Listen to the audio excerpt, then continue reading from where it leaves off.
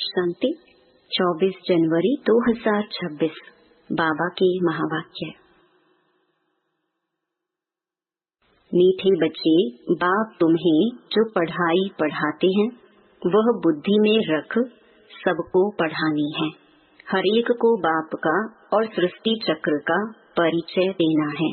प्रश्न: आत्मा सतयुग में भी पाठ बजाती और कलयुग में भी, लेकिन अंतर क्या है?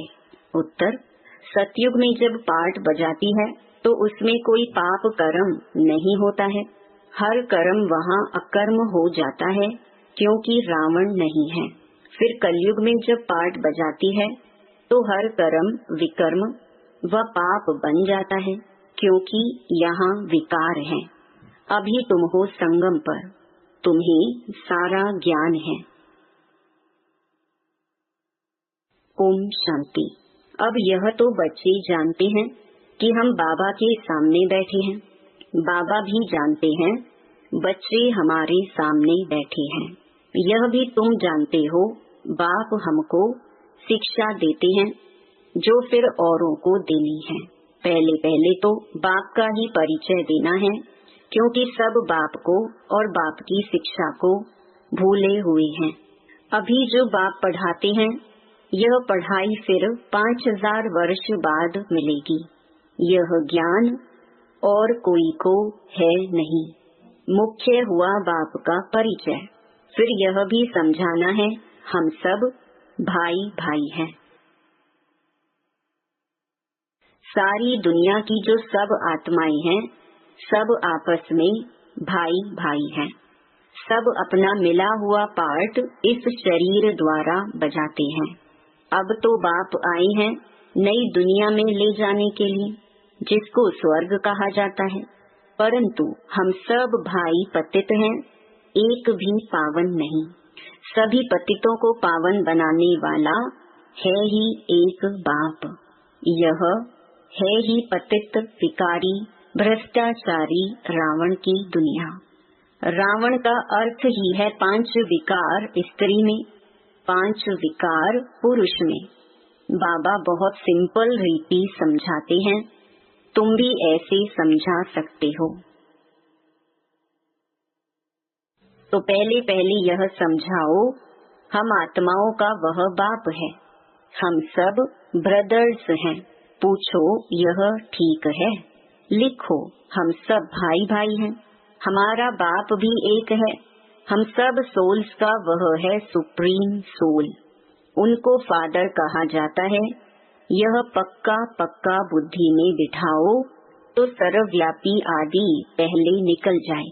अल्फ पहले पढ़ना है। बोलो यह अच्छी रीति, बैठ लिखो। आगे सर्वव्यापी कहता था, अब समझता हूँ कि सर्वव्यापी नहीं है। हम सब भाई भाई हैं। सब आत्माएं कहती हैं गॉड फादर परम पिता। पहले तो यह निश्चय बिठाना है कि हम आत्मा हैं, परमात्मा नहीं है। ना हमारे में परमात्मा व्यापक है, सब में आत्मा व्यापक है। आत्मा शरीर के आधार से पाठ बजाती है। यह पक्का कराओ। अच्छा, फिर वह बाप सृष्टि के आदि मध्य अंत का ज्ञान भी सुनाते हैं। और तो कोई भी जानते नहीं कि इस सृष्टि चक्र की एज कितनी है। बाप ही टीचर के रूप में बैठ समझाते हैं। लाखों वर्ष की तो बात ही नहीं। यह चक्कर अनादि एक्यूरेट बना बनाया है, इसको जानना पड़े। सतयुग त्रेता पास्ट हुए, नोट करो। उसको कहा जाता है स्वर्ग और सेमी स्वर्ग। जहाँ देवी देवताओं का राज्य चलता है वह 16 कला, वह 14 कला। धीरे धीरे कलाएं कम होती जाती हैं। दुनिया पुरानी तो जरूर होगी ना। सतयुग का प्रभाव बहुत भारी है। नाम ही है स्वर्ग, हेवन, नई दुनिया। उसकी ही महिमा करनी है। नई दुनिया में है ही एक आदि सनातन देवी देवता धर्म। पहले बाप का परिचय, फिर चक्कर का परिचय दिया जाता है। चित्र भी तुम्हारे पास है निश्चय कराने के लिए। यह सृष्टि का चक्र फिरता रहता है। सतयुग में लक्ष्मी नारायण का राज्य था, त्रेता में राम सीता का। यह हुआ आधा कल्प, 2 युग पास्ट हुए, फिर आता है द्वापर कलयुग। द्वापर में रावण राज्य, देवता वाम मार्ग में चले जाते हैं तो विकार की सिस्टम बन जाती है। सतयुग त्रेता में सब निर्विकारी रहते हैं, एक आदि सनातन देवी देवता धर्म रहता है। चित्र भी दिखाना है, ओरली भी समझाना है। बाप हमको टीचर बन ऐसे पढ़ाते हैं। बाप अपना परिचय खुद ही आकर देते हैं, खुद कहते हैं मैं आता हूँ पतितों को पावन बनाने।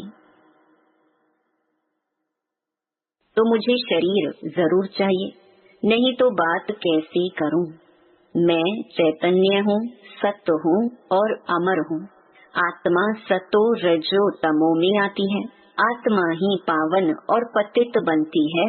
इसलिए कहा जाता है पतित आत्मा पावन आत्मा। आत्मा में ही सब संस्कार हैं। पास्ट के कर्म व विकर्म का संस्कार आत्मा ले आती है।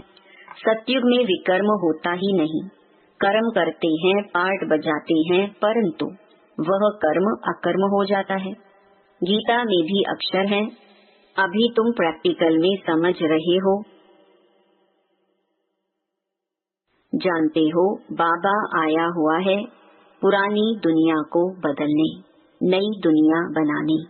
जहाँ कर्म अकर्म हो जाते हैं उसको ही सतयुग कहा जाता है, और फिर जहाँ सब कर्म विकर्म होते हैं उसको कलयुग कहा जाता है। तुम अभी हो संगम पर। बाबा दोनों तरफ की बात समझाते हैं। सतयुग त्रेता तो है पवित्र दुनिया, वहाँ कोई पाप होता नहीं। जब रावण राज्य शुरू होता है तब ही पाप होते हैं, वहाँ विकार का नाम नहीं होता। चित्र तो सामने है, राम राज्य और रावण राज्य। बाप समझाते हैं यह पढ़ाई है, बाप के सिवाय और कोई नहीं जानता। यह पढ़ाई तो तुम्हारी बुद्धि में रहनी चाहिए। बाप भी याद आता है, चक्कर भी बुद्धि में आ जाता है, सेकंड में सब याद आ जाता है। वर्णन करने में देरी लगती है। इनके 3 फाउंटेन हैं। झाड़ ऐसा होता है, बीज और झाड़ सेकंड में याद आ जाएंगे। यह बीज फलाने झाड़ का है, ऐसे इनसे फल निकलता है। यह बेहद का मनुष्य सृष्टि रूपी झाड़ कैसे है, इनका राज तुम समझाते हो। बच्चों को सारा समझाया है। आधा कल्प डायनेस्टी कैसे चलती है। फिर रावण राज्य होता है तो जो सतयुग त्रेतावासी हैं वही द्वापर वासी बनते हैं। झाड़ वृद्धि को पाता रहता है। आधा कल्प के बाद रावण राज्य होता है, विकारी बन जाते हैं। बाप से जो वर्षा मिला वह आधा कल्प चला।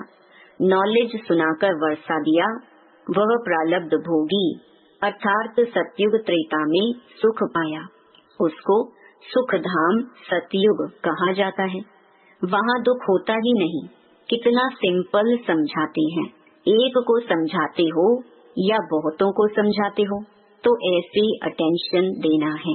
समझता है, हाँ हाँ करता है। बोलो, नोट करते जाओ। कोई शंका हो तो पूछना। जो बात कोई नहीं जानता वह हम समझाते हैं।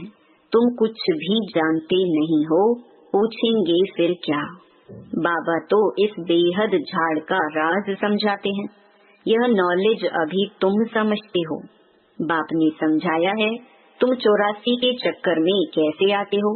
यह अच्छी रीति नोट करो, फिर इस पर विचार करना है। जैसे टीचर ऐसे निबंध देते हैं, फिर घर में जाकर रिवाइज कर आते हैं ना। तुम भी यह नॉलेज देते हो, फिर देखो क्या होता है। पूछते रहो। एक एक बात अच्छी रीति समझाओ। बाप टीचर का कर्तव्य समझाकर फिर गुरु का समझाओ। उनको बुलाया ही है कि आकर हम पतितों को पावन बनाओ। आत्मा पावन बनती है तो फिर शरीर भी पावन मिलता है। जैसा सोना वैसा जेवर बनता है। 24 कैरेट का सोना उठाएंगे, खाद नहीं डालेंगे तो जेवर भी ऐसे सतो प्रधान बनेंगे। अलॉय डालने से तमो प्रधान बन पड़े हैं। पहले पहले भारत 24 कैरेट पक्के सोने की चिड़िया था, अर्थात सतो प्रधान नई दुनिया थी, फिर तमो प्रधान बनी है। यह बाप ही समझाते हैं और कोई मनुष्य गुरु लोग नहीं जानते। बुलाते हैं आकर पावन बनाओ, सो तो गुरु का काम है। वानप्रस्थ अवस्था में मनुष्य गुरु करते हैं। वाणी से परे स्थान तो है इन कॉर्पोरियल वर्ल्ड, जहाँ आत्माएं रहती हैं।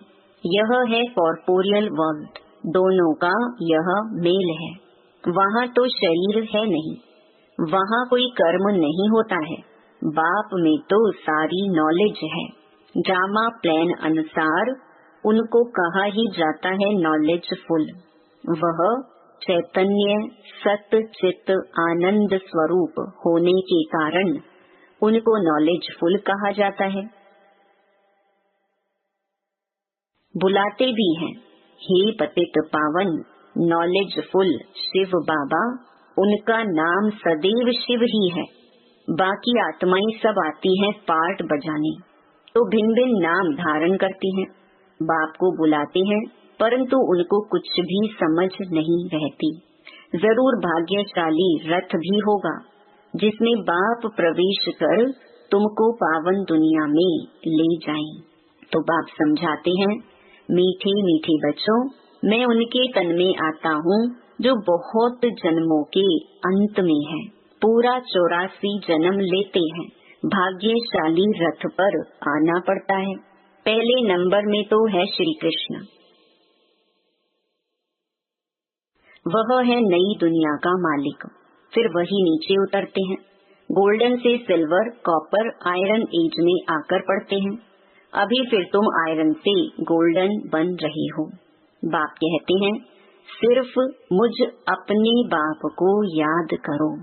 जिसने प्रवेश किया है उनकी आत्मा में तो जरा भी नॉलेज नहीं थी। इनमें मैं प्रवेश करता हूँ, इसलिए इनको भाग्यशाली रथ कहा जाता है। नहीं तो सबसे ऊंच तो यह लक्ष्मी नारायण है। इनमें प्रवेश करना चाहिए, परंतु उनमें परमात्मा प्रवेश नहीं करते, इसीलिए उनको भाग्यशाली रथ नहीं कहा जाता है। रथ में आकर पतितों को पावन बनाना है तो जरूर कलयुगी तमो प्रधान होगा ना। खुद कहते हैं, मैं बहुत जन्मों के अंत में आता हूँ। गीता में भी अक्षर एक्यूरेट है। गीता को ही सर्वशास्त्रमयी शिरोमणि कहा जाता है। इस संगम युग पर ही बाप आकर ब्राह्मण कुल और देवता कुल स्थापन करते हैं। बहुत जन्मों के अंत में अर्थात संगम युग पर ही बाप आते हैं। बाप कहते हैं, मैं बीज रूप हूँ। श्री कृष्ण तो है सतयुग का रहवासी, उनको दूसरी जगह तो कोई देख ना सके। पुनर्जन्म में तो नाम रूप देश काल सब बदल जाता है, फीचर्स ही बदल जाते हैं। पहले छोटा बच्चा सुंदर होता है, फिर बड़ा होता है, वह फिर शरीर छोड़ दूसरा छोटा लेता है। यह बना बनाया खेल ड्रामा के अंदर फिक्स है। दूसरा शरीर लिया तो उनको श्री कृष्ण नहीं कहेंगे। उस दूसरे शरीर पर नाम आदि फिर दूसरा पड़ेगा। समय, फीचर्स, तिथि, तारीख आदि सब बदल जाता है। वर्ल्ड की हिस्ट्री, ज्योग्राफी हूबहू रिपीट कहा जाता है, तो यह ड्रामा रिपीट होता रहता है। सतो रजो तमो में आना ही है। सृष्टि का नाम, युग का नाम सब बदलते रहते हैं। अभी यह है संगम युग। मैं आता ही हूँ संगम पर। मैं तुमको सारी दुनिया की हिस्ट्री, ज्योग्राफी, सत्य बताता हूँ। आदि से लेकर अंत तक और कोई भी जानता ही नहीं। सतयुग की आयु कितनी थी, यह पता न होने कारण लाखों वर्ष कह देते हैं। अभी तुम्हारी बुद्धि में सब बातें हैं। तुम्हें अंदर में यह पक्का करना है कि बाप टीचर सतगुरु है, जो फिर से सतो प्रधान बनने के लिए बहुत अच्छी युक्ति बताते हैं। गीता में भी है, देह सहित देह के सब धर्म छोड़ अपने को आत्मा समझो। वापिस अपने घर जरूर जाना है। भक्ति मार्ग में कितनी मेहनत करते हैं भगवान पास जाने के लिए। वह है मुक्ति धाम, कर्म से मुक्त। हम इनकॉर्पोरियल दुनिया में जाकर बैठते हैं। पाठधारी घर गया तो पाठ से मुक्त हुआ। सब चाहते हैं हम मुक्ति पाएं। मोक्ष तो किसको मिल ना सके। यह ड्रामा अनादि अविनाशी है। कोई कहे यह पाठ आने जाने का हमको पसंद नहीं, परंतु इसमें कुछ कर ना सके। यह अनादि ड्रामा बना हुआ है, एक भी मोक्ष पा नहीं सकते। वह सब है अनेक प्रकार की मनुष्य मत। यह है श्रीमत श्रेष्ठ बनाने के लिए। मनुष्य को श्रेष्ठ नहीं कहेंगे, देवताओं को श्रेष्ठ कहा जाता है। उन्हों के आगे सब नमन करते हैं तो वह श्रेष्ठ ठहरे ना। श्री कृष्ण देवता है वैकुंठ का प्रिंस। वह यहाँ कैसे आएगा? ना उसने गीता सुनाई। शिव के आगे जाकर कहते हैं हमको मुक्ति दो। वह तो कभी जीवन मुक्त जीवन बंध में आते ही नहीं, इसीलिए उनको पुकारते हैं मुक्ति दो। जीवन मुक्ति भी वह देते हैं। अच्छा, मीठे मीठे सिके लगे बच्चों प्रति माता पिता बाप दादा का याद प्यार और गुड मॉर्निंग। रूहानी बाप की रूहानी बच्चों को नमस्ते। धारणा के लिए मुख्य सार। पहला, हम सब आत्मा रूप में भाई भाई हैं। यह पाठ पक्का करना और कराना है। अपने संस्कारों को याद से संपूर्ण पावन बनाना है। दूसरा, 24 कैरेट सच्चा सोना सतो प्रधान बनने के लिए कर्म अकर्म विकर्म की गुहिया गति को बुद्धि में रख अब कोई भी विकर्म नहीं करना है।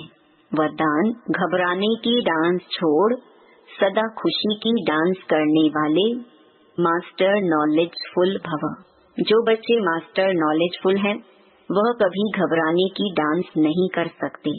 सेकंड में सीढ़ी नीचे, सेकंड में ऊपर। अब यह संस्कार चेंज करो तो बहुत फास्ट जाएंगे।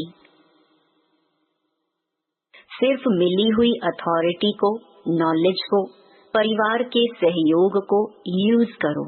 बाप के हाथ में हाथ देकर चलते रहो तो खुशी की डांस करते रहेंगे।